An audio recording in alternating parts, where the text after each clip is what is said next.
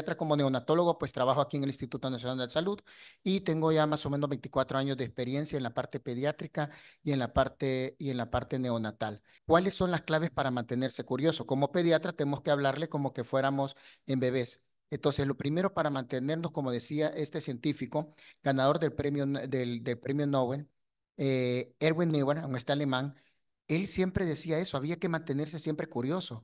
Y es lo que recomendamos siempre, y más en esta patología, y es lo que nos enseñaron nuestros maestros. Vamos a hacerlo primero. Vamos a hacer un back to the future de todo lo que es la parte del dengue. Alguien me decía, nosotros tenemos bastante experiencia, la doctora Lourdes Dueñas lo mencionó en el workshop pasado, y cómo no hacer o cuáles son las claves para mantenerse curioso. Como pediatra tenemos que hablarle como que fuéramos en bebés. Entonces, lo primero para mantenernos, como decía este científico, ganador del premio Nobel, Erwin Neumann, aunque está alemán, él siempre decía eso, había que mantenerse siempre curioso. Y es lo que recomendamos siempre, y más en esta patología, y es lo que nos enseñaron nuestros maestros. Vamos a hacerlo primero. Vamos a hacer un back to the future de todo lo que es la parte del dengue. Alguien me decía, nosotros tenemos bastante experiencia, la doctora Lourdes Dueñas lo mencionó en el workshop pasado, y cómo no hacer honor al profesor que está con nosotros presente, que fue de los primeros que nos enseñó, primero que teníamos que leer y de dónde lo habíamos tomado, de dónde lo ha sacado, bicho, nos decía el doctor Pleites, allá siempre en el Bloom, y teníamos que sacar con las referencias, no podíamos hablar algo que nosotros no hubiéramos hecho. Así que así amanecimos en el 2000. En el 2000, los que pues ya tenemos ya en estas edades, se van a acordar todavía de que en el 2000 se nos dijo de que se iba a acabar el mundo, de que las computadoras se iban a reiniciar, que esto fue lo que estaba pasando todavía. Pero, ¿qué estaba pasando aquí en El Salvador? En el 2000 estábamos cursando pediatría, y el doctor Pleites era el jefe del departamento de infectología allá en el cuarto piso del Hospital Benjamín Bloom. Y comenzamos a estar viendo esto. Y desde 1980 no había ningún caso propiamente en El Salvador. Se comenzaron a ver algunos, 2060 casos aproximadamente, pero ya en el 83, en el 95 todavía se elevó a 2000, a 9015. Pero algo estaba por pasar en el 2000. En el 2000 comenzaba una elevación de casos que nos iba a superar en la parte hospitalaria, en la parte humana. Y comenzamos a estar viendo esto. Comenzamos a ver algo que no conocíamos.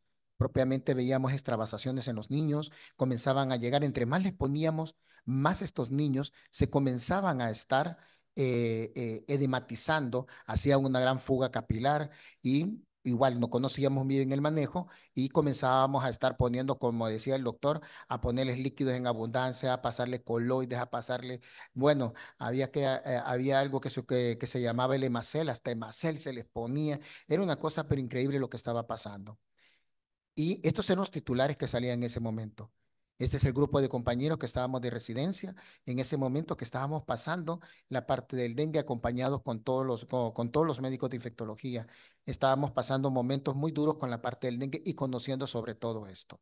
Y vemos el pico que se estaba sucediendo en el 2000 con el dengue. Y sobre todo, miren la semana epidemiológica y prácticamente casos desbordados que estábamos viendo en ese tiempo. Surgió aquí entonces en las investigaciones, y aquí es cuando todavía comenzamos a estar viendo, habían en este momento de la publicación, creo que solamente habían 32 fallecidos, 32 niños que se estaban llegando. El doctor Irene Martínez, la doctora Polanco, que estaba en patología, y el doctor Ernesto Benjamín Pleitex hicieron este resumen en este estudio, donde estaban comprendiendo entre 5 meses y 6 años los niños. Se presentaban más que todo en recién nacido, perdón, en lactantes masculinos que estábamos viendo ahí, y se comprobó que lo que estábamos viendo era dengue. Fueron de los estudios pioneros que se estaban haciendo aquí para dengue. Y este es el culpable. Comenzamos a encontrar todo, la parte del culpable y todo. Entonces, como decimos esto, en los últimos 40 años la aparición del dengue ha planteado problemas de amenaza, y tal como lo mencionó la doctora Sandoval, es de lo que venimos viendo ahorita. A lo largo de los años ahora se ha estudiado mucho más esto, y ahora sabemos algo, que la transmisión en el embarazo es importante, aunque el porcentaje es mínimo, pero el daño es bien grande. Así como dice aquí le dicen a Marty McFly en la película de Robin Zemeckis que había que regresar al futuro, pues regresemos todavía y por eso les traía esta regresión para que pudieran ver qué es lo que nos estaban causando todavía. Y sobre todo, vamos a ver esto. La evidencia, vectores y transmisión vertical, la inmunidad de la que la doctora Sandoval nos acaba de hablar y por qué es importante saber esta parte en la parte, en la parte neonatal. Los arbovirus, como lo podemos ver, lo que más nos están dando, y por eso lo traigo a la charla enfocada cuando nos pidió la doctora Sandoval a la parte del dengue, pero también para que puedan ver que no solamente el dengue, sino que hay otros o otros arbovirus que nos están dando y que nos han dañado todavía a nuestros chicos. Ok, veamos este cuadro que es muy importante bien y ejemplariza todo lo que está pasando. Y sobre todo, en este hago énfasis en la parte de las células T, que en aquel tiempo solamente nosotros solo manejamos IgM, IgG y todo para conocerlo, pero no, ojo con esto, en el momento de la viremia, en el momento de la fiebre, todas las células T que van a estar haciendo eh, eh, prácticamente un factor proinflamatorio, que para la parte neonatal es muy importante conocer esto porque ya van a ver el desenlace que van a tener estos chicos en la parte neonatal. Miren esto, con respecto a la infección, y siempre se nos ha hablado y nos dicen si le da un dengue uno, le da un dengue 2, cómo está esto, pues expliquémoslo acá. Cuando hay una infección primaria, miren los linfocitos T, los CD4, cómo se van a estar activando. Prácticamente podemos lograr niveles óptimos y que estos pueden neutralizar el dengue virus. Hasta ahí vamos bien, primera infección y todo, y puede suceder en la parte y sucede en la parte de la embarazada. ¿Qué pasa después cuando hay una segunda infección, pero es una infección homóloga? Es decir, que estamos viendo aquí la misma cepa, ya sea de 1, de 2, de 3, todavía pues al parecer los títulos preexistentes pueden potenciarse y conducir a una neutralización del dengue virus, pero limita la infección. Pero ¿qué pasaría ahorita, y más si está embarazada, que venga con una infección secundaria pereteróloga? Es decir, otro tipo todavía que va a estar ahí y aquí donde cobra importancia la parte de los anticuerpos, la placenta en este bebé que vamos a estar teniendo. Porque al haber esto, hoy ya sabemos que hay un fenómeno, que hay mayor replicación del virus y es un fenómeno llamado la mejora dependiente de anticuerpos cuando esto está sucediendo. Y esto es lo que nos va a estar dañando. Ok, y si es así, tenemos cómo es estos zancuditos y pican a la mujer embarazada y nos pueden transmitir toda esa cascada inflamatoria que este virus, tanto el virus del dengue, ojo, porque no es solamente exclusivo del dengue, es de otros, pero ahora vamos a enfocarnos a estos dos para que vean en esta lámina, porque aquí tiene mucha importancia por lo que la doctora mencionaba acerca de los daños que pueden causar aún en dengue la encefalitis, porque aquí vamos a depender de la barrera hematoplacentaria que vamos a tener y en las vellosidades donde van a estar, en donde van a estar viendo esto. Y aquí es donde vimos las diferencias en los neonatos que estábamos atendiendo con respecto a lo que es la parte del dengue, con respecto a lo que es el chic, que es lo que estamos viendo. Y vamos a ver muy distinto la evolución de los neonatos. Ahora bien, pero ¿qué pasa con el otro arbovirus también, que es el Zika? Miren la transmisión que puede haber todavía con ellos y en esto pueden causarnos microcefalia y en otros no hay microcefalia, pero en este el daño es antes todavía en la parte de la disrupción cuando se está formando la parte del cerebro. Por eso que vamos a ver los hallazgos en las investigaciones que vamos a presentar ahorita. Entonces, ahí donde podemos ver la disfunción que va a haber y lo que ahora cubre y cobra más relevancia acerca de los anticuerpos que se van a estar generando. Hoy por hoy ya sabemos que con el virus del Zika fue el que más estudió por esta parte con la parte en Brasil. Pernambuco fue un área donde nos estuvo dando mucha información y hoy ya sabemos todavía cómo está contribuyendo a la parte del equilibrio pro y antiinflamatorio y al aumentar una sobrecarga de lípidos placentarios. Es decir, la placenta juega un papel muy importante para nosotros en neonatología. Y aquí viene lo increíble que estaba pasando con esto. Si se fijan, En la parte de esto, en la lámina, en la parte de abajo todavía, en estudios humanos sin ratones, han identificado que la infección por Zika y todavía en células maduras del adulto, así como neuronas, estos pueden dañar la parte de la mielinización y esto se nos puede comenzar a estar dañando el cerebro y comenzar a estar dando los problemas que vimos con el Zika y en la parte, particularmente en el dengue, que también nos puede causar encefalitis. Ok. Entonces, ¿qué impacto tiene la parte de los arbovirus? ¿Qué impacto tiene la parte neonatal? ¿Y cómo vamos a manejar estos chicos para cuando los llegamos, nos vemos, cuando nos informe el obstetra que ha llegado una mujer embarazada que tiene fiebre? Ahí le hacían esa pregunta a la doctora y ella lo decía muy bien todavía. Estar con una paciente crítica embarazada para uno de neonatólogo. Wow, o sea, tenemos que tener lista la unidad de cuidados intensivos y todo, pensando en toda la cascada inflamatoria que vamos a tener. Pero vamos a ver qué nos dice todavía la experiencia todavía. Veamos chikungunya. Este es lo que estábamos viendo en la pandemia del chikungunya.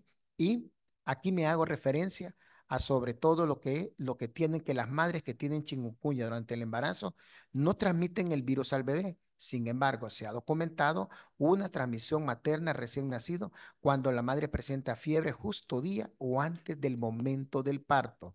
Y esa es otra cosa que tenemos que tener muy en cuenta en neonatología. Es decir, en el momento que está con la fiebre la mamá y en ese momento nace tanto por vía vaginal o cesárea, esta transmisión que se ha dado de proinflamatorios va a comenzar a afectar al bebé y ya lo vamos a ver bien. Esta es una publicación muy grande que se hizo a nivel de país. Tuvimos la oportunidad de trabajar con la doctora Dueñas, junto con el doctor Jaime Torres, Chepe Brea de República Dominicana. Y miren estos hallazgos que encontramos en nuestros pacientes. Comenzamos a estar viendo en maternidad, yo atendía a todos estos bebés y comenzábamos a estar viendo, hicimos toda la parte de cómo se veían estos chicos. Y miren lo interesante. De hecho, tuvimos, casi igual que República Dominicana, la mayoría de pacientes que recolectamos en maternidad. Y miren, esto es increíble todavía. Nunca, en mi experiencia de 24 años, nunca había visto un neonato a las 24, 48 horas con fiebre de 39, 40 grados. Eso es increíble, ver eso. Y lo estábamos viendo allí en el Hospital de la Mujer, en el Hospital de Maternidad en aquel tiempo. Y en estos chicos hacíamos punciones lumbares. Y las punciones lumbares, miren lo que nos estaban reflejando, meningoencefalitis. Es decir, estos arbovirus, la parte inflamatoria, nos va a inflamar la parte del cerebro y tenemos que tener mucho cuidado. Casi todos no comían, eran niños que estaban y les dolía. Uno les agarraba los bracitos y les estaba doliendo todavía con ellos. Y miren esto, y el doctor Pleites lo decía siempre y revisé la charla de hace un año de él, que nos decía que el combate de esto lo vamos a hacer en primer nivel, no queda de otra. Y la otra, la vigilancia es clínica. Tenemos que ver al paciente, tenemos que volver a ser niños, ser curiosos, ver cómo está. Al final nosotros con ellos, que fue lo que nos dio las pistas para cuando comenzamos a ver esto, que llegaban las madres embarazadas con fiebre, teníamos epidemiológicamente chikungunya, teníamos que ver esto. Y miren cómo estaban los chicos. Esto no se les podían ni siquiera mover los bracitos porque les dolía. Vemos cómo estaban, miren el edema que están presentando. Estos son niños salvadoreños, ¿ok? Que son de los que se pueden estar viendo acá. Ok, veamos el siguiente.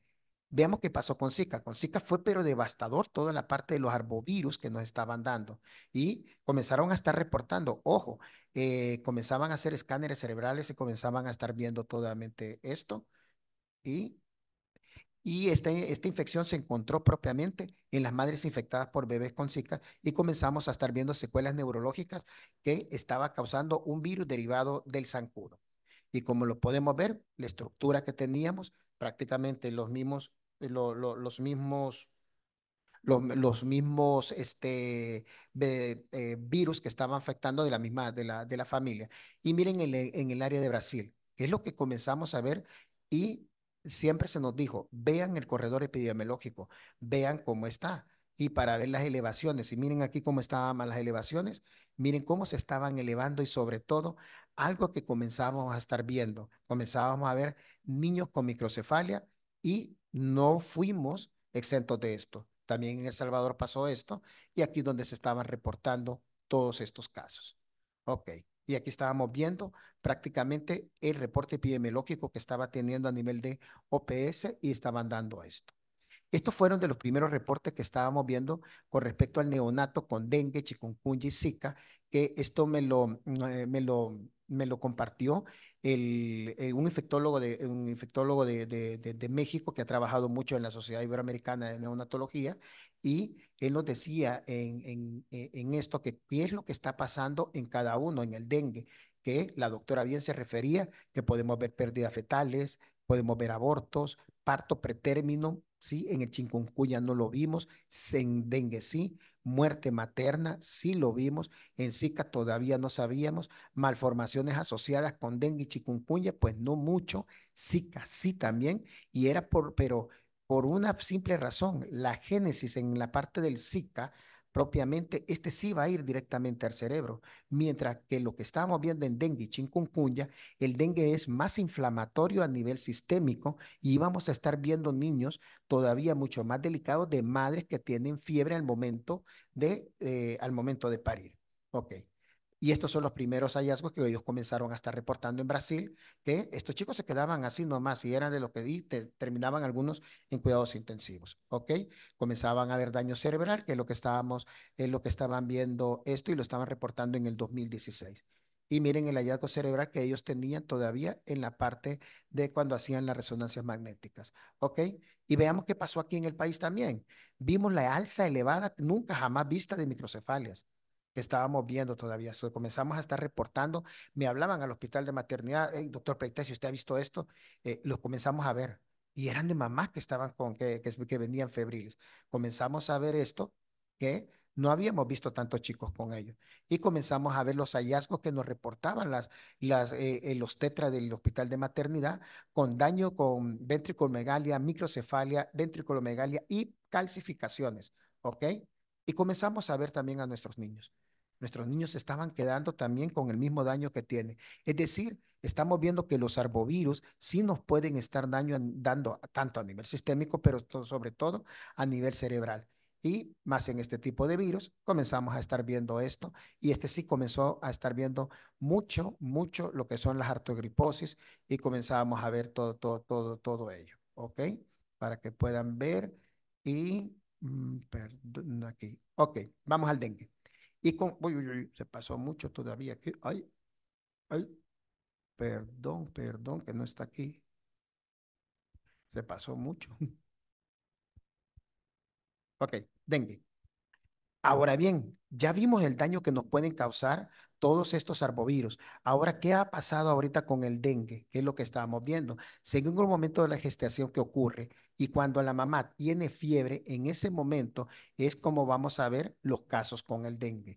Y sobre todo, la doctora lo mencionaba, tanto el embarazada como el neonato, en la parte de investigaciones, como que ha sido un poco desplazada y no tenemos mucha información. Casi todas son series de casos y algunos trabajos reportan más que todo parto prematuro y retardo en el crecimiento en el neonato que estamos viendo aquí. Miren aquí la serie de casos que estamos viendo. Todos los bebés que adquirieron el dengue fue a través de transmisión vertical y sobre todo no tenían complicaciones. Hay algunos, según el autor, comienzan a estar viendo complicaciones en el dengue. Esto es lo que comienzan a estar viendo en el dengue neonatal. Comenzamos a ver muy diferente a lo que vemos en chikungunya, porque en el chikungunya todavía vemos un poquito más de edema, en el dengue no, en el dengue vemos más roja la piel todavía, no tiene la fiebre que tiene el chikungunya y sobre todo estos sí son más declives a hacer hipotensiones mucho más frecuentes que los otros arbovirus. Así que tenemos que estar preparando y manejarlos igualito como que fuera un caso de sepsis, de sepsis neonatal. Miren este chico todavía, madre de 32 años, una menorrea de 38, 2 días de fiebre 39 y trombocitopenia de 85.000. Y eso es muy importante con la plaquetopenia, que en la plaquetopenia igual la vamos a ver en la madre, que en el neonato que acaba de nacer de una madre con dengue, la vamos a ver al quinto día aproximadamente y podemos ver el variable hasta que generalmente entre el quinto y más tarde hasta el 11.º día, por lo que lo tenemos que estar vigilando muy bien a estos chicos para estarlo viendo. Y miren todo esto. Ahora bien, Y al momento de nacer, ¿qué vamos a hacer? Todavía tener presente todos los cambios que se van a estar dando con esto. Se trata igual como una sepsis, como una, eh, perdón, como una asfixia perinatal. En el dado caso, cuando nos reporte el obstetra que tienen cuidados intensivos, el anestesiólogo va a estar ahí y nos va a evacuar a este bebé. Tenemos que hacerlo tal como está con las guías de reanimación neonatal de la octava edición. Igualito, eso no nos va a cambiar. Y sobre todo el manejo va a ser con la parte de la parte de sepsis. Y por todo lo que estábamos viendo en los cambios que se van a estar dando en todo, en el hígado, y eso es lo que hablamos con el doctor Valle, de que, claro, como no va a haber encefalitis con el hígado inflamado, el riñón inflamado y todo, o sea, vamos a tener, y va a depender también el tipo de virus que vamos a estar teniendo con el neonato. Así que igual, con ellos a manejarlo como que fuera un shock séptico propiamente, con los líquidos, igual como lo hemos manejado hasta ahorita en la parte neonatal, y como nos decían, tampoco ocupar coloides a menos que sea necesario. Plaquetas podemos transfundirla cuando sea menos de 50,000 y con signos de sangrado. Hemos sido más prudentes ahora en el manejo con estos chicos todavía, a menos que se requiera una intervención y todo se puede hacer. ¿Ok?